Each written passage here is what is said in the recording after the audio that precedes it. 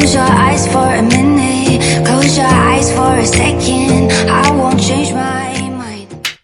Hi Posh fam, welcome back to the channel. I am in my mobile space today.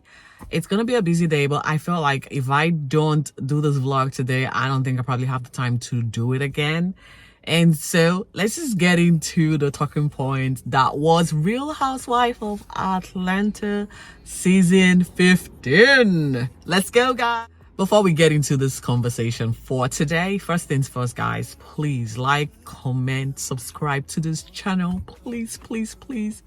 We need to grow. Please subscribe. And to my existing new subbies, guys, thank you so much for joining the Posh Fam train, staying on board. Please watch my videos, share this channel as usual, and then like. So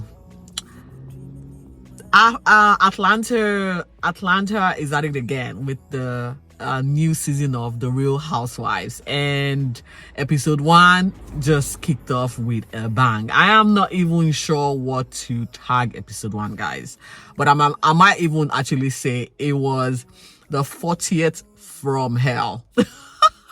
Now, with the theme of the party, it would have, giving you guys the clue that the night wasn't going to end without some fireworks or some drama. And then we all know these women are very feisty, very vivacious, and so they come and they deliver.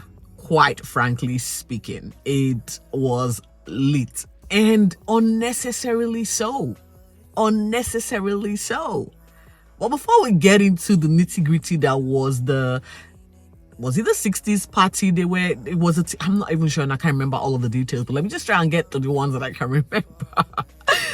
Now, for you to understand the season that was, I'll probably take you back to season 14, where because Sheree was sort of She by Sheree is sort of the focal point for episode 1.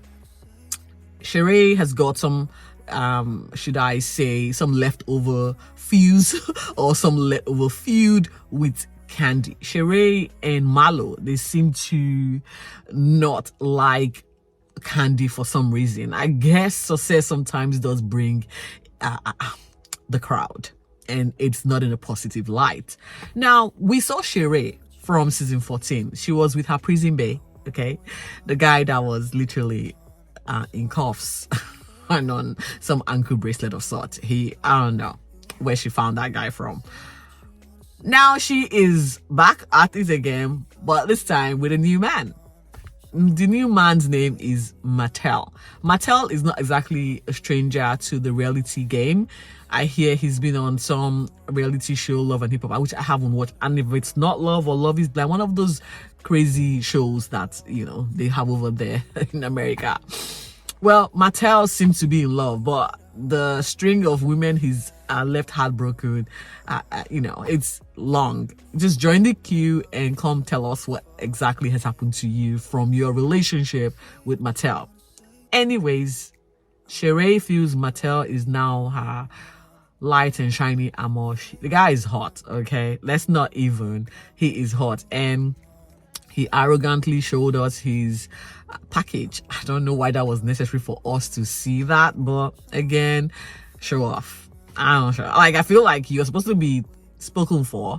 You should, not express yourself in the fact or in the light that you're still in the market. But anyway, well, we get to see Martel. She introduced us to Martel, and now the word on the street is Martel has sort of slid into one of the other housewives' DM, which is Kenya Moore, is notorious for picking them too. She has also had a string of unsuccessful or bad relationships. So we're going to probably address Kenya Moore as we go on this season. Now, the word is Kandi and Sheree seems to be at loggerheads. And guess what? I saw this post on my feed, and this was before I watched season 1, and I was like, what is going on? These women are at it. KFC is actually subbing Sheree. Sheree is subbing Kandi. It's a lot. This has been, in fact, I was like, I cannot deal. And I had to watch the season to understand why. Malo, on the other hand, we know what went down in season 14, where she sort of gave up her adopted, or she's called, what's it, Monty, her sister's kids. She gave them up because they were sort of naughty, and the other housewives were sort of against it, or they came hard for her, and she decided, okay, probably it's time for some self-reflection. She went to counseling, and this season opens with her, speaking with their supporter in form of a counselor. And my God, the kids, these two boys, are actually better in terms of the way they carry themselves on this particular episode. I was like, whoa, there is a big difference in communication, in relationship, because the dynamics the last season was chaos.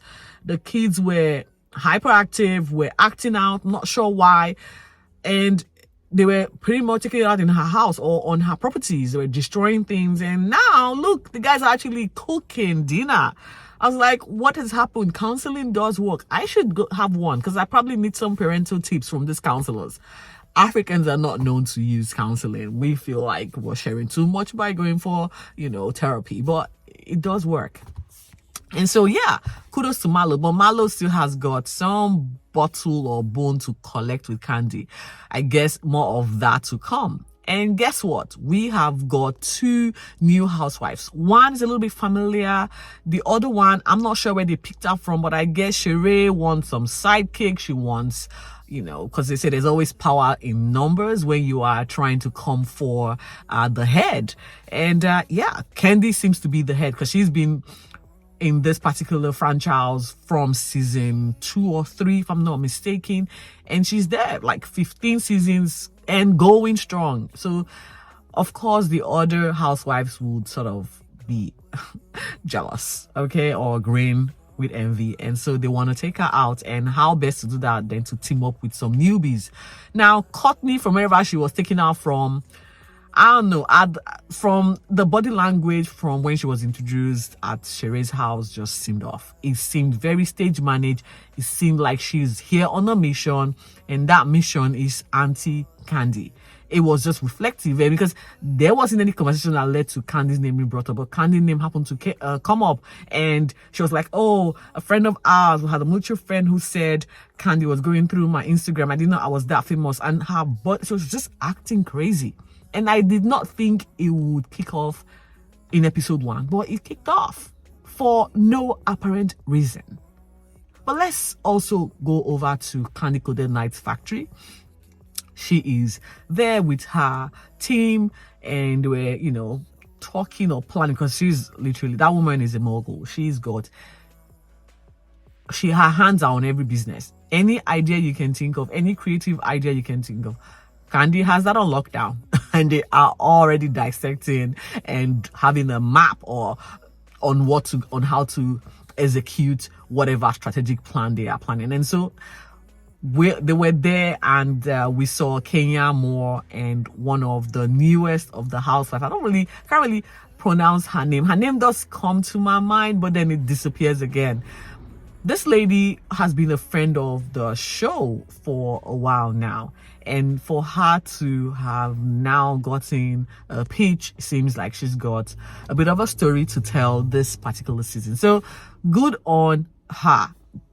The name is gonna come. It's in my mouth. It's just hard to say. She has a history with Neil, and I guess that's her claim to fame, I guess. She is sort of, I would say, she's like in the background. She's sort of playing middleman. She doesn't want to offend anyone. So we see them having like, should I say, a debrief with Kandi as to where they are at or what's going on in their lives. Kandi seems to be upset at Todd for some reason. Kenya then brought up the Martel situation, because Martel slid into her DM, but apparently Martel deleted the message after he had messaged Kenya, and they couldn't find the message, but there was a communication or conversation that ensued, but he deleted the message before it got to the point where Kenya would have been revealing. I felt Kenya made a mistake here, because if you have this guy slid into your DM, you should have munched that conversation straight away and leave it in the archive for when you will need it. But now the conversation wasn't really there. She did accept, I think, his friend request on Instagram. So there's not a lot to say, but it all came to a head at the 40th party that was thrown by Shanda, or whatever her name is too. She is a Jamaican athlete who has been here, I think, 2 seasons and counting. She, in this particular, I'm not sure what she's bringing this season, but we're starting off with us watching or observing the dynamics as a play in her household. She's pretty much taking everyone in, like anyone that's on the streets. They live in her house. So she has got her husband, her mom, dad, her sister, the sister's husbands, and their kids. I'm like, how are these guys managing to exist in one space? Like, I don't know. I don't think I want to have all my family in one room. It's not gonna go down well. Anyway, they are trying the best they can to make it work. I think there's a bit of a hiccup in the dynamics that's the relationship in that household, which might be a storyline for season 15 for her. We are going to find out. She, however, is planning her husband's 40th birthday, and it's an all-black event, you know, and she's been known to be a cheapskate, okay?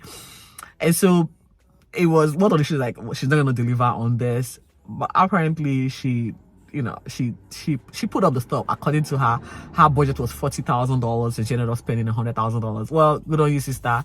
I don't know if it looked like a 100K party. I don't know, but what can I say? I don't want to be green with envy, but it didn't look like she spent 100 grand, but whatever.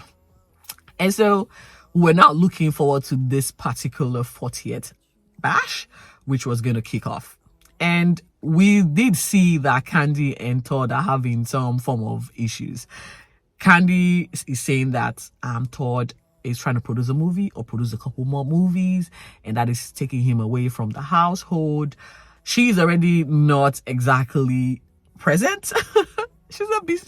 She's a busy woman, and her kids are sort of now, you know, struggling to cope with her absence, with more of her absence. And now that Todd is now also sort of busy, it kind of means that she'll probably have to, you know, come back and pick up on where Todd left off, because Todd sort of overseed the household while she was away most of the time.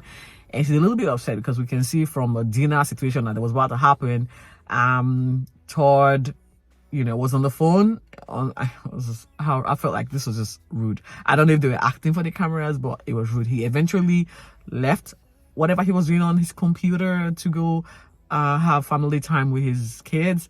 But that was where it ended. We then cut to this particular, because that's the highlight of episode 1. In fact, the episode 1 kicked off with us having a snippet of this fight, and then took us back 4 days prior to the fight. It's the D-Day, okay? Everyone is present. And for some reason, I think the names are going to come. I'm sure after I do a few commentaries on these women, I will give you their names down packed. Please don't be upset with me. I'm like, the names are going to come. Anyway, we could see Malo trying to have a conversation, like what kind of conversations were happening around the place. Kenya was also then trying to revisit the Martel situation sliding in her DM. And all of a sudden, the Jamaican athlete decided to introduce Courtney to Kandi, and Courtney went off straight away. So like I'm trying to mimic her. So we've got a common friend, and yes, you were trying to ask about me. I didn't know that I was that popular. And then Kandi was like, your attitude is just off, girl. Like you're doing the most. Now, pipe down, okay? I don't know you. We have a mutual friend, and quite frankly, I don't know you from Adams. I do know your friend. We probably sat down together, but I still don't know you, okay? And you stop trying to climb. Like you're social climbing now, and you're trying to use me as your pedestal for your mission. Like, stop. And she just kept on being a little bit aggressive and antagonistic. And I think the next thing I heard was Kandi saying, I'm going to headbutt someone. And we didn't get to see much of this anticipated drama and fight. Safe to say that Sheree orchestrated this, because as soon as it went off, Sheree was alerted to what was going on. And I felt like the Jamaican athlete, whatever her name is, it starts with a S, okay? She did this in season 14 with Drew. Now, might I add, Drew was a no-show at this event. Not sure why. Ralph came, but we do know from what's been happening on the internet that Ralph and Drew are not on the same page because they filed for divorce, and this is post-production. So we will probably get to see the makings or what led to the ultimate decision for them to go Splitsville. We're gonna find out. Again, Ralph was present, claiming there was a family emergency, and the way he said it, it was more he was distancing himself from the family emergency. She has her family emergency, and so I have to come here and represent for her or us or for me.